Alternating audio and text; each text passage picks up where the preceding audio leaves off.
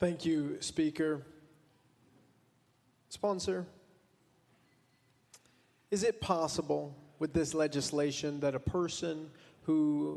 child who identified as queer would be placed in a family who has religious objections to LGBTQIA people? Shirley Littleton. Thank you, Mr. Speaker. This bill, the real concern for this bill is to shrink in the pool of available parents who are able to foster, which is happening in some states right now, and placement should always be made inconsistent with the best interest of the child.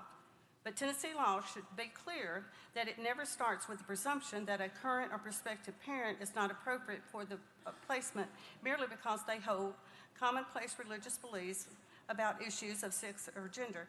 While not every family is the right placement for a child, Tennessee should not make the mistake that other states have by excluding otherwise qualified parents from adopting or fostering simply because of their religious and moral beliefs. This is to try and make the right place for the child, to put the child in a loving home with people that accept them.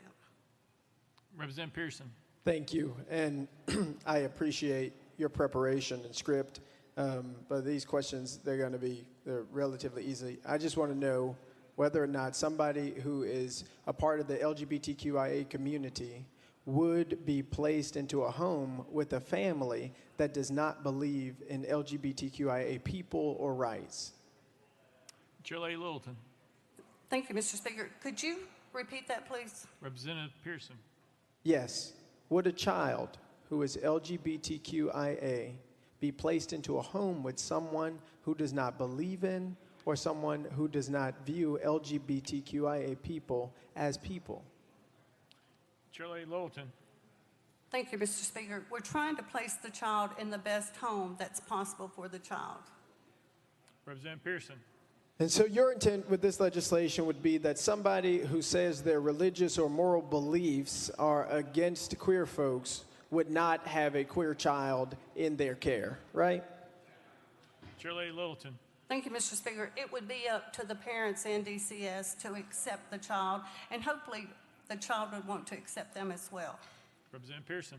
Gotcha. My challenge with the legislation is that it is allowing for them to not accept the child as it relates to their sexual orientation or gender identity. So you, as the sponsor of this legislation, I just wanted to be clear, because now we're instructing a department to do something. We need to be very clear that we're not instructing them to send children into harm's way with parents or individuals who would be adopting them who do not love and care for them for all that they are and for who they are. That's not your intention, right?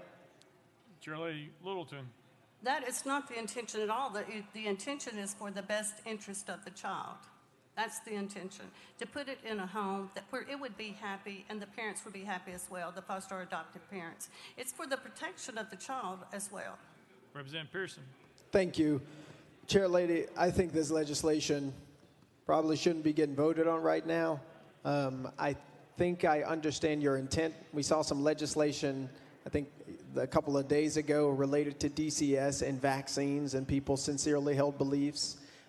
I'm really concerned that we're detracting away from the children who deserve to live and to be accepted for who they are and for all of their intersecting identities. It is wrong for us to legislate discrimination in our policies and in our practices. We have to hold a standard as a state that everybody, because of their religious identity, because of their sexual orientation, because of their gender, are still beloved people who deserve protection. And this legislation isn't concerned in a very meaningful way about the children. In fact, in each answer, you told me about the parents not being discriminated against, the parents not being told they are unfit, the parents. But we have to be worried about the children and prioritizing the children who are in our care who are LGBTQIA. We have to prioritize the children in our care who are trans. We have to prioritize the care of those in our care and ensure that they get to the best homes by ensuring we have a strong standard that says if a child leaves DCS custody, they are going to be well taken care of, and not providing exception in any case for them to be harmed and not taken care of.